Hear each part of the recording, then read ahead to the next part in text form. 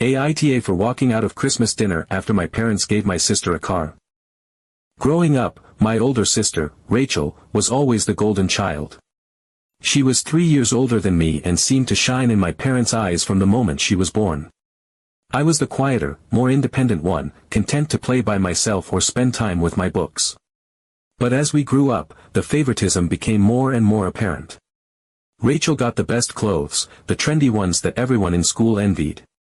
When we went shopping, Mom would gush over how something looked on her and insist she try it on, while I was left to pick through the sale rack. She got extra money for outings with her friends, while I was told to save my allowance if I wanted to do something similar. Even the attention at family gatherings seemed to gravitate toward her. She was the one my parents bragged about, the one who could do no wrong. I tried not to let it bother me too much. I told myself that I was strong, that I didn't need anyone to hand me anything. I focused on my studies, got my first job as soon as I could, and learned to budget early. By the time I moved out at 22, I felt like I was finally carving out a life for myself, on my own terms. Rachel, meanwhile, still lived at home. She worked remotely, so there wasn't much urgency for her to leave. My parents didn't seem to mind, they loved having her around. Over the years, I saved every penny I could. My biggest goal was to buy a car. I was tired of relying on public transportation or borrowing rides from friends. A car symbolized independence to me. It was something I could own outright, something I worked hard for. My parents knew this. I'd talk about it often, sharing updates about how close I was to my savings goal. They'd even joke about how maybe one day they'd pitch in to help me out. I never took it seriously, but it felt good to dream for a moment that they'd support me in the same way they always seemed to support Rachel. Then came Christmas. Christmas had always been a big deal in our family. My parents would go all out with decorations, a massive tree, and a feast that could feed an army. Rachel and I would spend the morning helping Mom in the kitchen while Dad played his favorite Christmas albums. That year was no different. I arrived early, arms full of carefully wrapped gifts. I was excited to see everyone and had even splurged a bit to get Rachel a nice scarf I thought she'd love. Despite everything, I wanted to make the day special. After dinner, we gathered around the tree for presents. As usual, my parents played Santa, handing out gifts one by one. When it was Rachel's turn, my dad stood up and made an announcement. "We've got a very special gift for you this year, Rachel," he said with a grin, handing her a small box. Rachel opened it, and inside was a set of car keys. For a moment, I didn't understand. I thought maybe it was a joke, or a gesture, like they'd bought her a fancy keychain. But then Dad continued, "It's parked in the driveway. Brand new. All yours." I felt like the room spun. A car. A brand new car. For Rachel. She didn't even need one, she worked from home and rarely went anywhere except to run errands with Mom. Meanwhile, I'd been saving for years, working my ass off, dreaming of the day I could finally afford my own car. And they knew that. They knew how much it meant to me. I couldn't stop myself. The words came out before I could think. "Why would you buy her a car when you know I've been saving for one?" The room went silent. My mom gave me one of those tight-lipped smiles she always used when she thought I was being dramatic. "She's the oldest," she said simply. "She deserves it." Deserves it? The words hit me like a slap. My dad chimed in, "And you're doing great on your own. We're sure you'll get there." I felt the tears stinging my eyes, but I refused to cry in front of them. "Wow," I said, my voice shaking. "Okay." I stood up, grabbed my coat, and walked out the door. I didn't even look back. I just got in my rideshare and left. The rest of the night, my phone blew up with messages from family members. My mom texted, calling me ungrateful and saying I'd ruined Christmas. My aunt chimed in, saying I'd embarrassed my parents in front of everyone. Rachel sent a text, too, "I didn't even ask for the car. You made things so awkward by storming out like that." Not once did my parents reach out to check on me. Not once did they consider how I might feel, sitting there watching them give my sister a gift that represented everything I'd been working toward for years.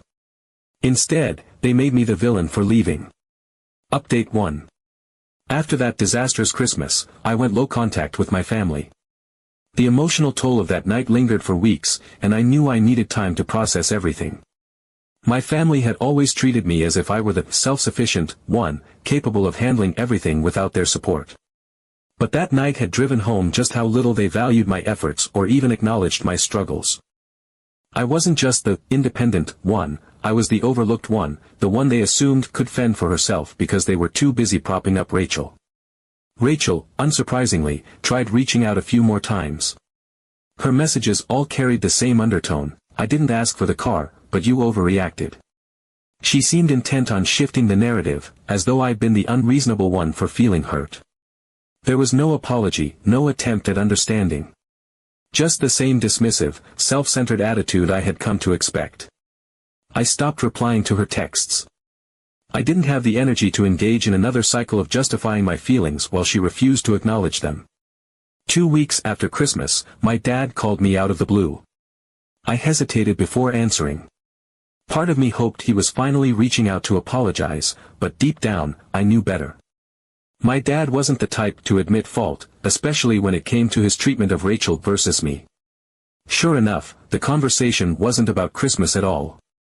Instead, he launched into a story about how Rachel had accidentally scraped the car while pulling out of a parking spot.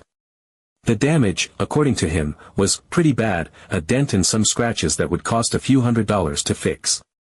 He talked about it as though she'd totaled the car, making it sound like an insurmountable financial burden. And then came the real kicker: he asked if I could lend Rachel some money to help cover the repair costs. His reasoning: "You're good at managing your finances." I was stunned. Here I was, the daughter who had spent years meticulously saving for a car, something Rachel had been handed on a silver platter, and now they wanted me to bail her out? The audacity was almost laughable. This was the same family that had watched me scrape by without offering so much as a hint of support, and now they were asking me to step in because Rachel, the golden child, needed help. I didn't even bother to hide my disgust. Without hesitation, I told him, "Ask the golden child," and hung up. That call solidified my resolve to distance myself. It was the final straw in a long line of moments where I felt like I was expected to be the responsible one, the one who could handle everything without help, while Rachel was coddled and supported at every turn. I decided I was done playing that role. Over the next few months, I threw myself into my work and my savings. My focus shifted entirely to myself and my goals. It was liberating, even if it was lonely at times. Without the weight of my family's constant judgments and favoritism hanging over me, I began to feel lighter. I also started therapy, something I'd been putting off for far too long.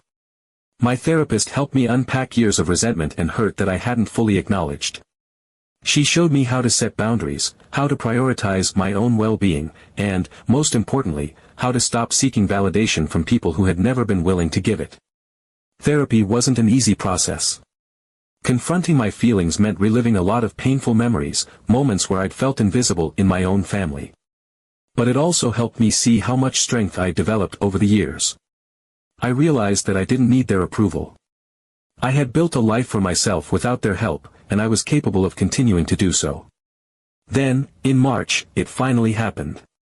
After years of saving and planning, I bought my first car. It wasn't new or flashy, just a used Honda Civic that was clean, reliable, and within my budget. But to me, it was perfect.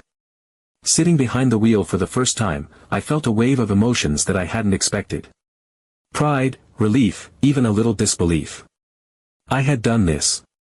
I had worked hard, stayed disciplined, and achieved a goal that had once felt so far out of reach. I cried as I drove it off the lot, not because it was anything extravagant, but because it was mine. Every part of that car represented my perseverance, my independence, and my refusal to let anyone else define my worth. I didn't tell my family about the car. It wasn't their win to celebrate. Sharing the news with them would have felt hollow, like giving them credit for something they hadn't supported. Instead, I called a few close friends, people who had cheered me on throughout the process, and shared the news with them. Their excitement was genuine and heartfelt, and it reminded me that I had a support system outside of my family. Owning a car changed my life in ways I hadn't fully anticipated. It wasn't just about the convenience of having my own transportation, it was about the freedom and independence it represented. I could go wherever I wanted, whenever I wanted, without relying on anyone else. I started taking small road trips on weekends, exploring nearby towns and nature trails. Each drive felt like a celebration of everything I had worked for, a reminder that I was capable of building the life I wanted. As the weeks turned into months, I noticed another shift in myself. The resentment I had carried toward my family began to fade. Not because they had changed, they hadn't, but because I no longer needed their validation. I had stopped looking to them for approval, stopped waiting for them to acknowledge my efforts or apologize for their favoritism. The distance I had created wasn't just physical, it was emotional. I had let go of the hope that they would change, and in doing so, I had freed myself from the constant disappointment of waiting for something that would never come. Rachel still occasionally sent texts, but they were brief and superficial, updates about her life or attempts to rope me into family events. I rarely responded. My parents, too, reached out occasionally, but their messages were similarly empty, focused on mundane topics like the weather or family gossip. There were no apologies, no meaningful attempts to mend the relationship. And that was fine. Update 2. Months went by, and I stuck to my plan of keeping my distance from family events. Birthdays, Mother's Day, random Sunday dinners, I skipped them all. The space felt good, like I could finally breathe without the weight of their expectations and favoritism pressing down on me. I poured my energy into work, hobbies, and making memories with friends who actually valued me. My little Honda Civic became my symbol of freedom, and every weekend I found an excuse to drive somewhere new, whether it was a nearby hiking trail or a farmer's market. Life, for once, felt calm and manageable. But then, in June, Rachel called. I hadn't heard her voice in months. Most of her previous attempts to reach me had been through brief, impersonal texts that I often ignored. This time, her tone was different.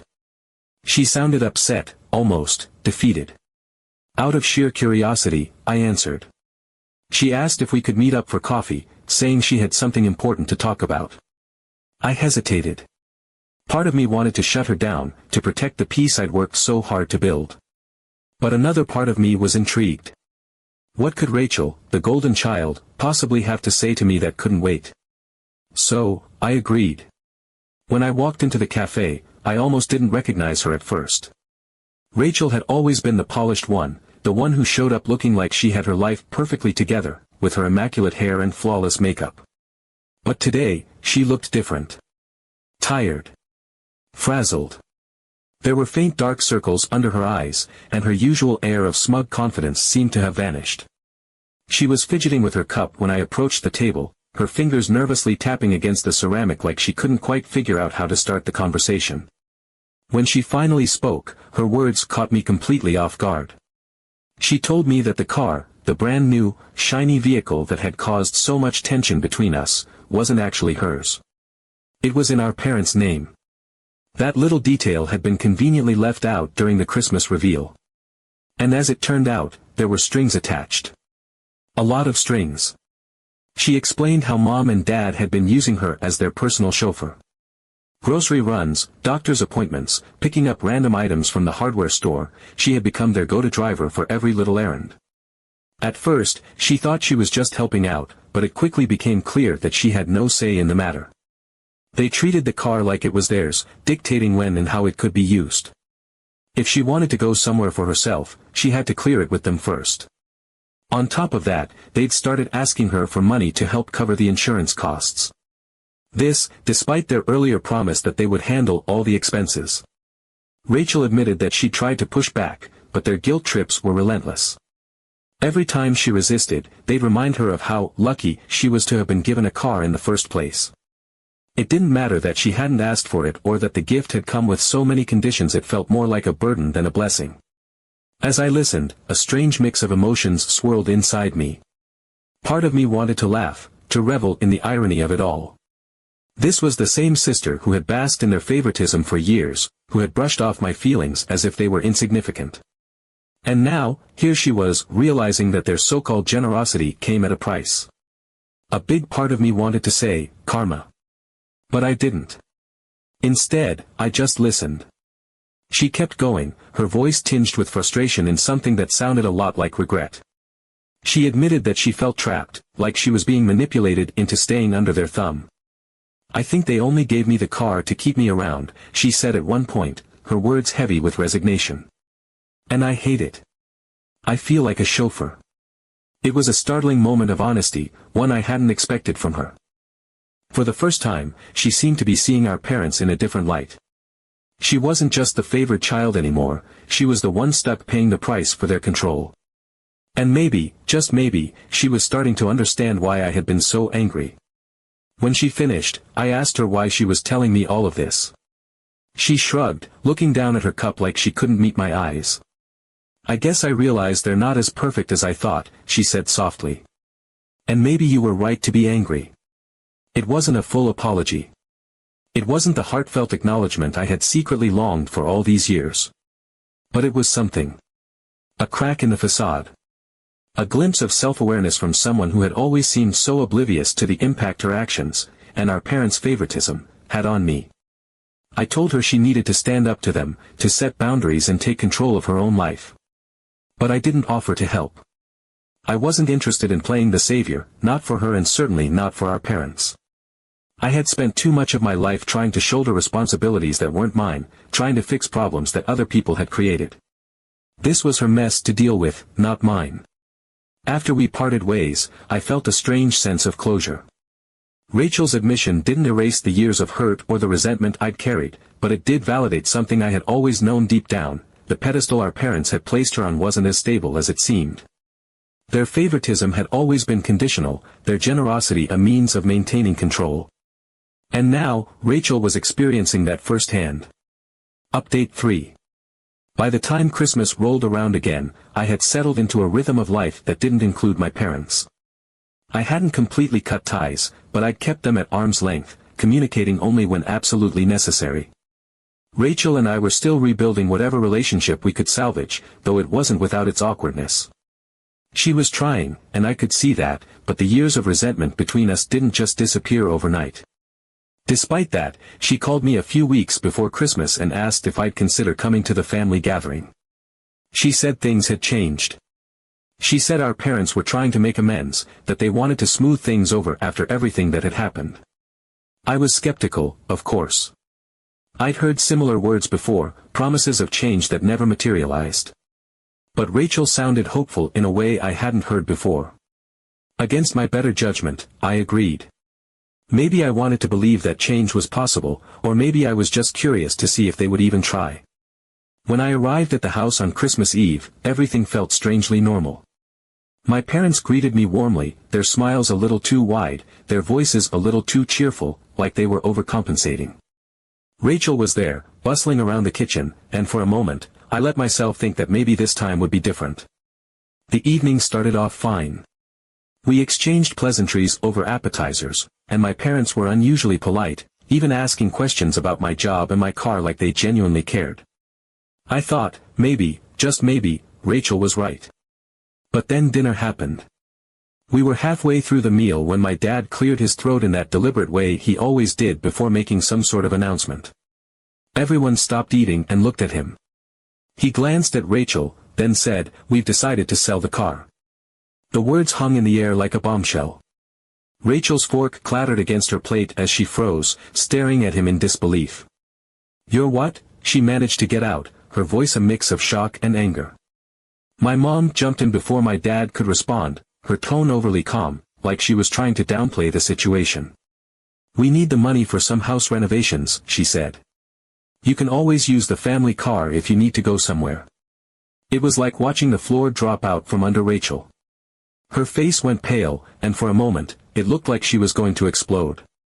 But instead, she pushed back her chair and stood up. Without a word, she turned to me and gestured for me to follow her. "Can we talk outside?" she asked, her voice shaking. I didn't hesitate. I grabbed my coat and followed her out into the cold December night. The moment we were outside, the composure she'd been holding on to shattered. She broke down, tears streaming down her face as she poured out everything she'd been bottling up. She told me how our parents had been controlling every aspect of her life since Christmas the year before. They dictated how she used the car, where she went, and how she spent her money. Every time she tried to push back, they guilt her into compliance, reminding her of how generous they'd been by giving her the car in the first place. She felt trapped, suffocated, like she was living under constant surveillance. "I can't take it anymore," she said, her voice raw with emotion. For the first time in a long time, I saw Rachel not as the golden child or the source of my resentment, but as someone who was just as much a victim of our parents' manipulative tendencies as I had been. I reached into my bag and pulled out my therapist's card, handing it to her. "You need to get out," I told her. That night, I didn't stick around for presents. I said my goodbyes quickly, ignoring the questioning looks from my parents, and left early. As I drove home, I couldn't stop thinking about Rachel. She had always been the favored one, the one who got everything handed to her. But now, I realized that favoritism came with strings attached, strings that were now tying her down in ways I wouldn't have tolerated. A few weeks later, Rachel called me. She sounded different, lighter, freer. She told me she had moved out and was staying with a friend. She didn't go into much detail, but she said she'd finally had enough and decided to leave. For the first time in years, she sounded genuinely happy. In the months that followed, Rachel and I started to rebuild our relationship. It was slow, and there were still moments of tension, but we were trying. She opened up more about what she'd been going through, and I listened without judgment. It was strange, almost surreal, to see her in this new light. The Rachel I had grown up resenting was gone, replaced by someone who was learning, just like me, how to navigate life on her own terms. We even started to find moments of humor in the chaos of our shared experiences. One day, she joked about how we should go on a road trip in my car, just the two of us, no parents, no guilt trips. For the first time, I felt like we were on the same page, not as rivals or opposites, but as sisters who had both been hurt by the same people and were finally learning how to heal. As for my parents, I've stayed no contact since that Christmas. I don't know if they've realized how much damage they've done or if they even care. And honestly, it doesn't matter. I've let go of the need for their approval, their apologies, or their recognition. My life is my own now, and I've built it in a way that brings me peace. The moral of the story, if there is one, is that family isn't always what you're born into, it's the people who choose to see you, support you, and grow with you. Sometimes, you have to step away from the people who hurt you, even if they're family. And sometimes, the people you least expect, like the sister you thought you'd never forgive, can surprise you in the end.